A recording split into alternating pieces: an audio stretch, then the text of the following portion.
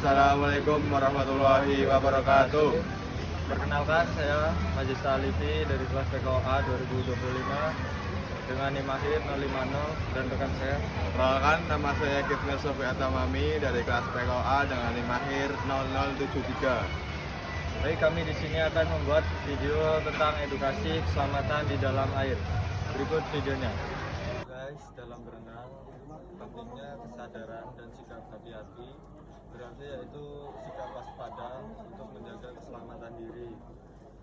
Hal ini dapat dilakukan dengan mematuhi aturan yang berlaku di lokasi, mengetahui tingkat kedalaman air sebelum masuk, serta memperhatikan kondisi lingkungan seperti cuaca dan arus.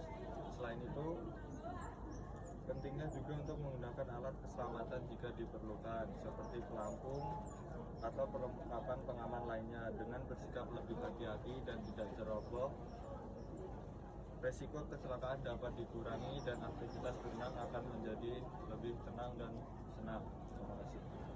Selanjutnya, kami mengidentifikasi potensi bahaya yang sering terjadi saat kita berenang atau di dalam perairan.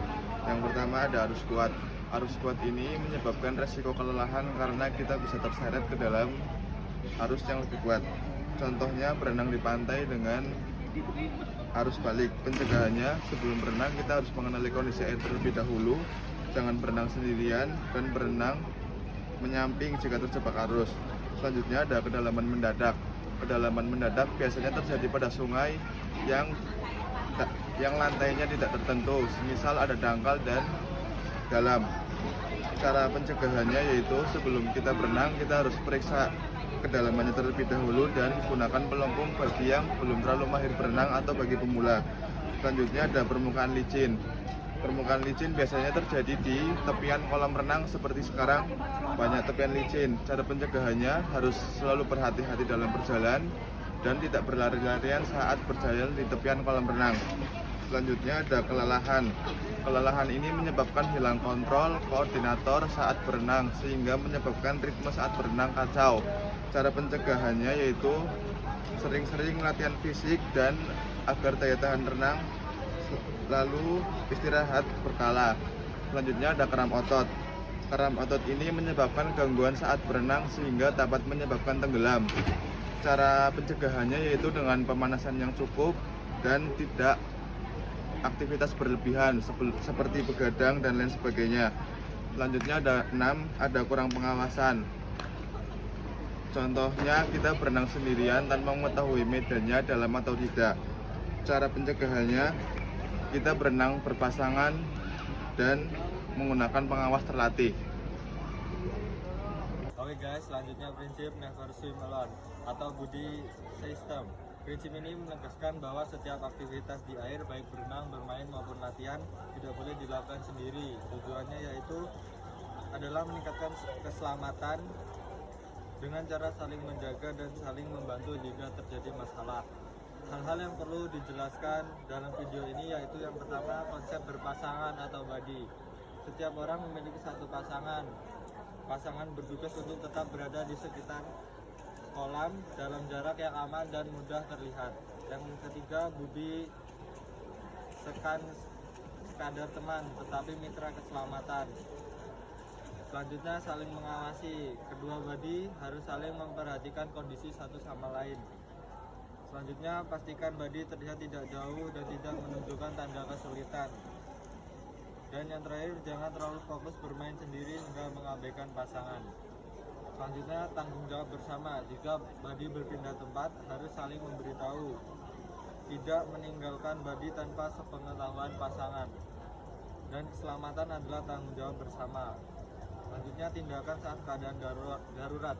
Jika buddy mengalami kram, kelelahan atau kesulitan, segera beri bantuan sesuai kemampuan. Jangan panik dan jangan mengambil resiko berbahaya. Segera lapor kepada guru, pelatih ataupun petugas di sekitar kolam. Selanjutnya, manfaat buddy system, yaitu resiko kecelakaan dapat diminimalkan, pertolongan bisa lebih cepat diberikan, meningkatkan rasa aman dan disiplin keselamatan. Sekian, terima kasih. Yang pertama, metode penyelamatan ada REDS. Rage yaitu bantuan pertolongan dengan cara menjangkau atau meraih. Yang harus dilakukan adalah yang pertama, perpanjangan jangkauan dengan benda ringan, contohnya galah atau dayung. Yang kedua, bicara pada korban untuk menuntun dan menenangkan. Yang ketiga, amankan diri dengan menjaga jarak dan berpegangan pada benda yang tidak labil. Yang keempat, tarik korban ke tempat aman dengan teratur dan tidak menghentak. Yang kelima, terakhir, amankan korban dan pastikan sudah berpegangan pada dermaga atau pinggiran kolam atau tepian air. Berikut videonya.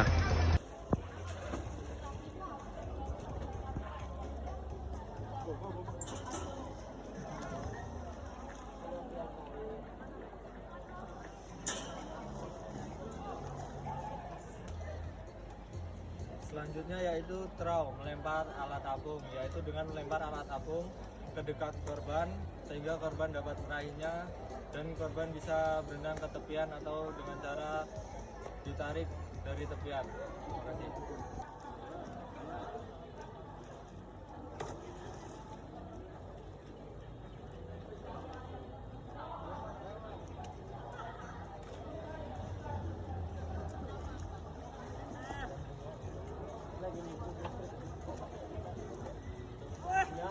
Selanjutnya ada kontak langsung. Cara menyelamatkan korban dengan kontak langsung adalah yang pertama, kita menggunakan pelampung dan mendekatkan diri dengan korban. Yang kedua, kita berenang, mendekatkan diri dengan korban dan membawa korban agar ke tepian supaya bisa selamat. Terima kasih.